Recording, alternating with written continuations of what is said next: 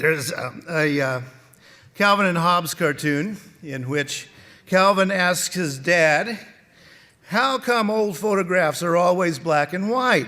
Didn't they have color film back then?" Dad answers, "Sure they did. In fact, those old photographs are in color. The world was black and white back then."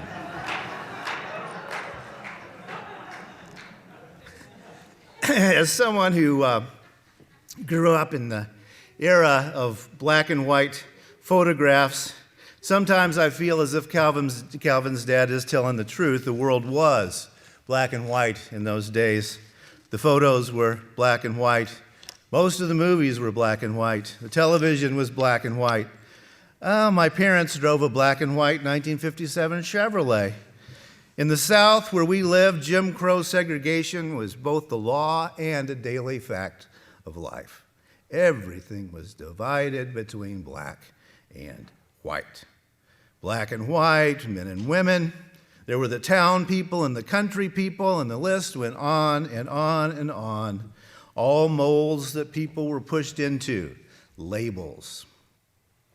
The teacher mentioned in the poem had violated black and white social norms. Margaret Sazer concludes that poem, "Using what you have will not please everybody. That marrying a man of a different stripe is not a popular thing in a small town in the 1950s, and divorcing and coming home with a child is even worse, and that you get up every morning anyway and do your work." The "again" in the phrase, "make America great again," is a longing for ironclad social norms and that black and white world that I was born into. As Calvin's dad said, in fact, those old photographs are in color. The world was black and white then. Here's the fact of the matter. Black and white is easy. Us and them is easy. But here's also the thing. Black and white is always a lie. Today, I want to think for a few minutes about how to go about exposing the black and white world to color. Many of you have caught on to the fact that bad Greek ideas bug me. Bad Greek ideas permeate the thinking of the Western world and its many colonies and its several varieties of its one religion. Bad Greek ideas are everywhere, from how we do logic and science to how we think about the earth, living creatures, and human relationships. But the most dangerous Greek ideas lurk in our unquestioned assumptions in terms of theology and philosophy. Now, I contend that all human religions are about getting down to archetypes, the big, deep things concerning meaning and purpose. Given that, it's not a bad idea to think a bit about what an archetype is in order to separate some of the good from the bad among those assumptions.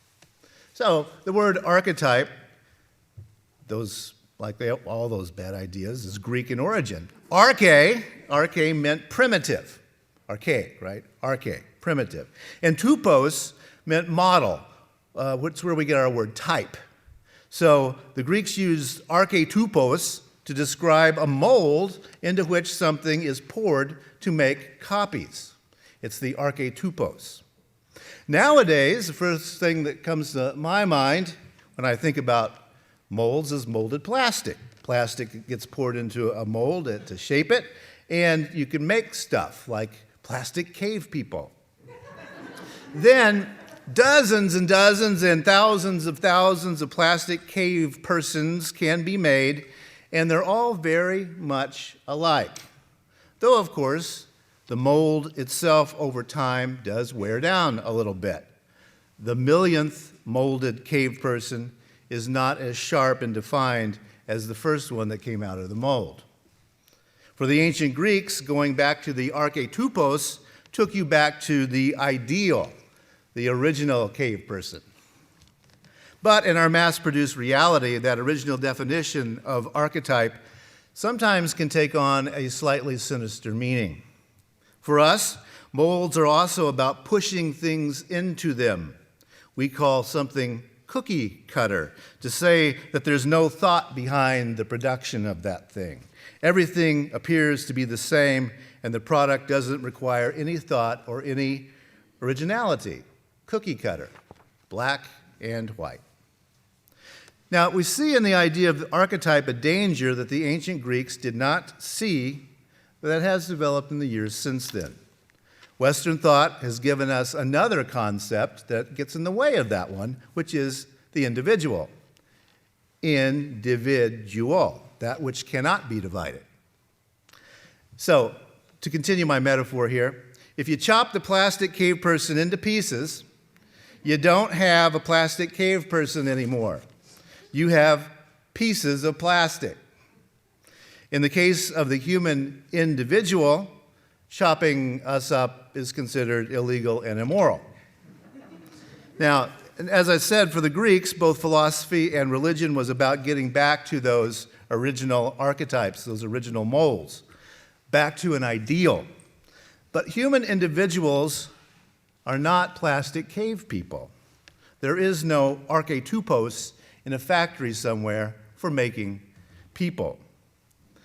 Now notice that the origin story of Adam and Eve does presuppose an archetypos, a factory with a mold, if you will. In that scenario, God made the first two people the archetypes for all of humanity. The assumption is that every person that comes out of the mold since that time has certain features, such as, original sin. But now we know, thanks to Charles Darwin's dangerous idea, that that's not actually how it works. No gods molded the first people in their image, and there is no archetypal person. Never was, never will be.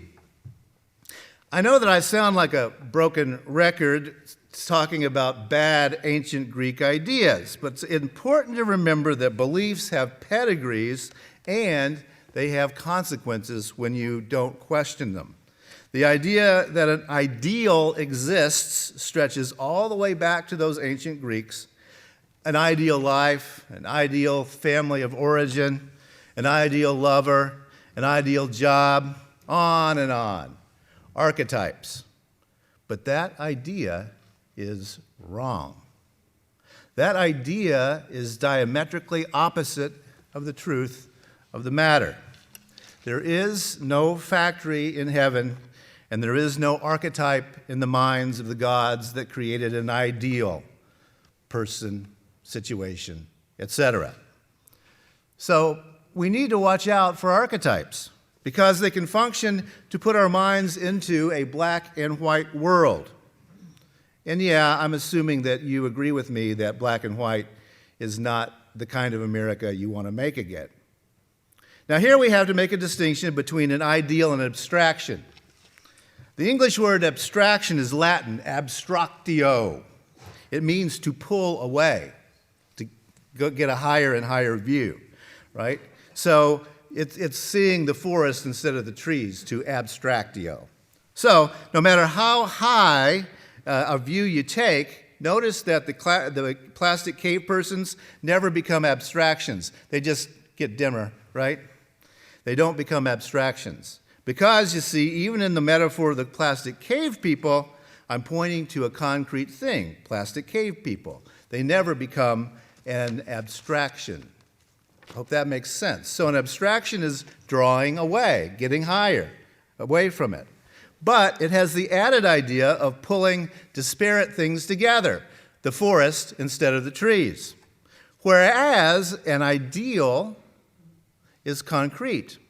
The plastic cave people factory can have an inspector with a magnifying glass who looks and declares, that plastic cave person is an ideal plastic cave person, exactly the kind that the mold is designed to produce. So an abstraction isn't like that. You can never, ever, ever actually look at an abstraction. It just isn't there. Allow me to be concrete about abstractions, if you will.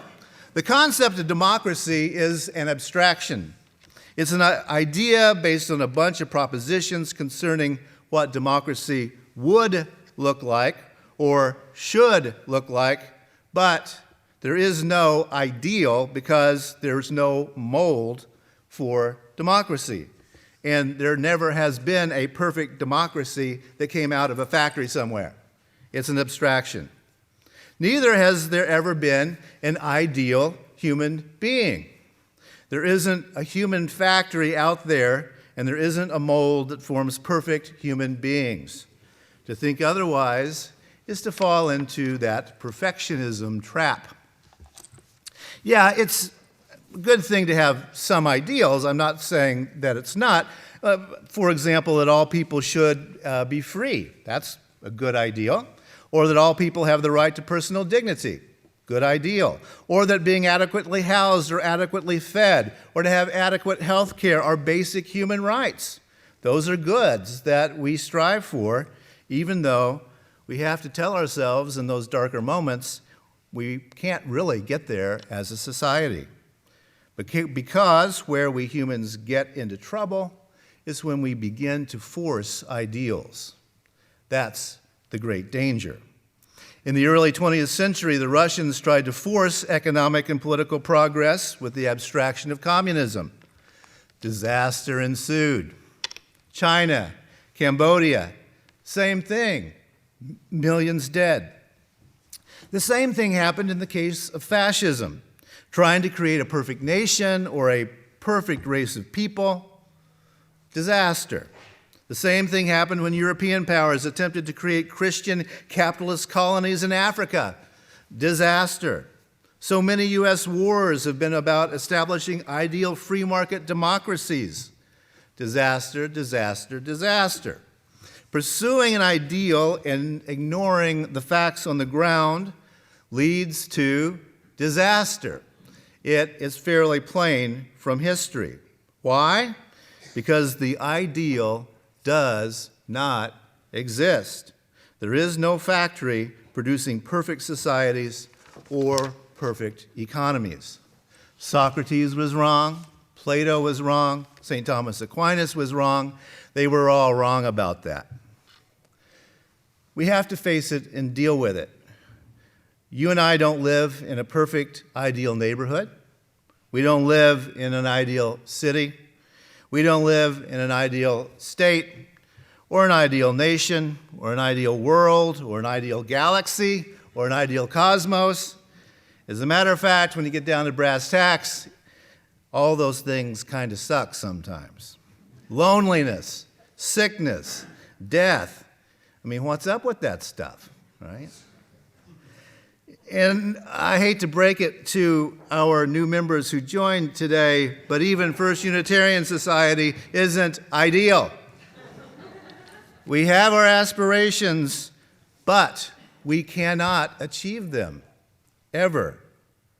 To think otherwise is to be endlessly disappointed with us. It's to fall victim to bad Greek ideas. Perfection is impossible. And it's very damaging as a thought. There is no mold that makes perfect humans. There is no factory of the gods.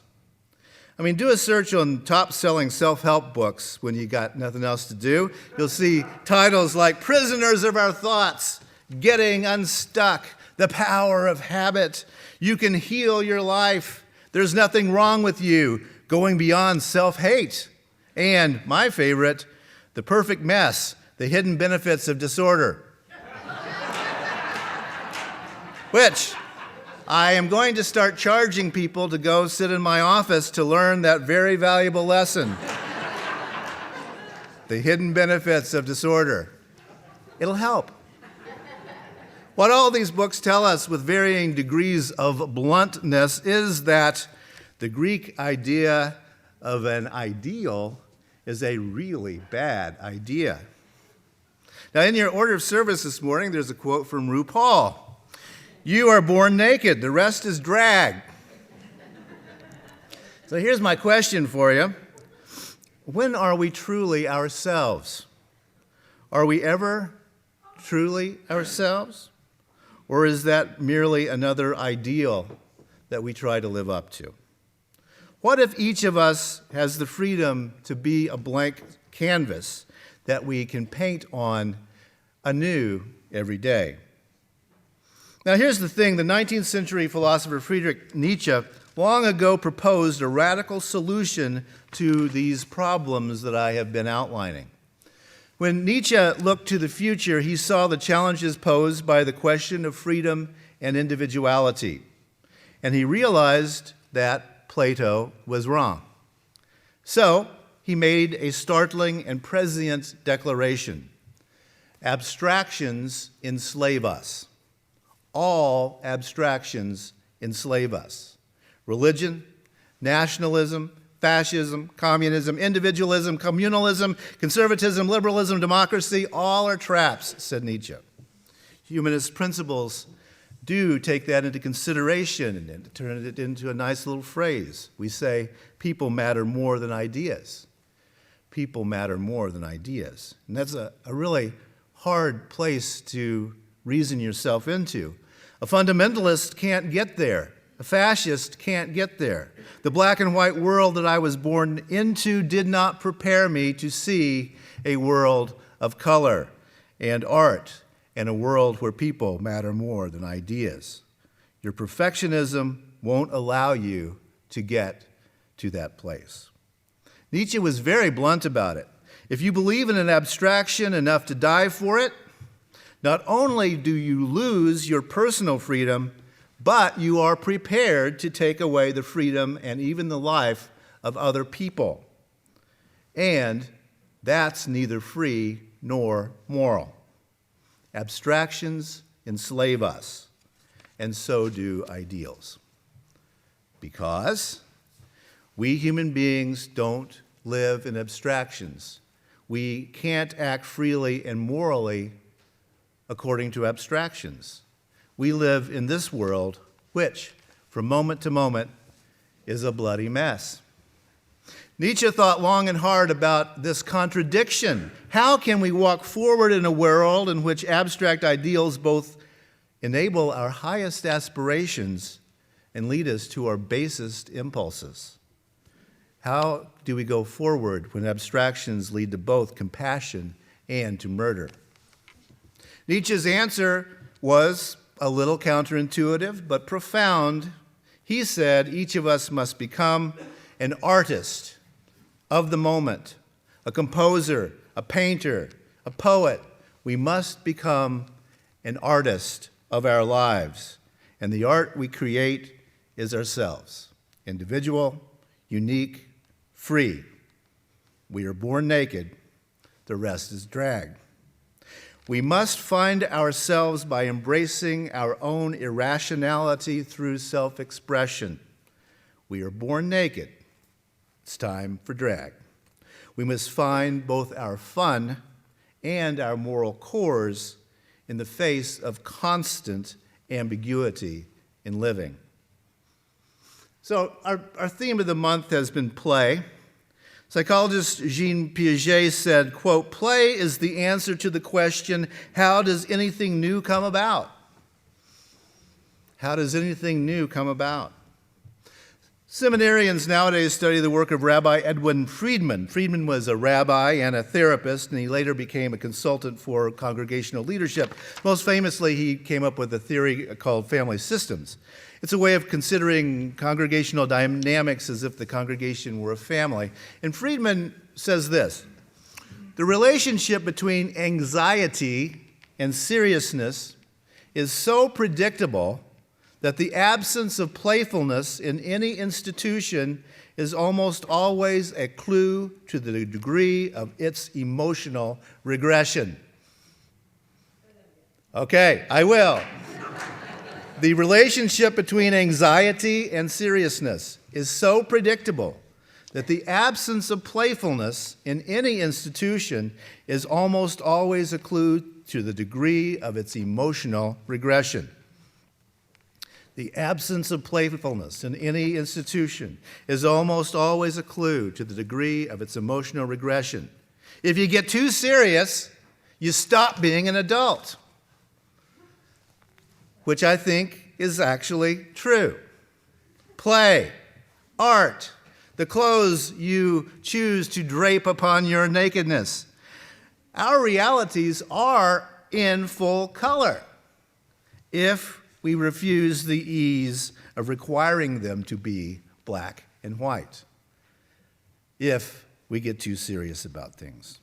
Not only does personal freedom depend upon each of us becoming the artists of our own lives, but also freedom in our culture depends upon our encouragement and our compassion toward other people who are trying to paint upon that blank canvas of their existences. My ability to be the artist of my life depends upon your ability to be the artist of your life in playfulness. It's time we tell some of those bad old Greek ideas in our heads, lighten up.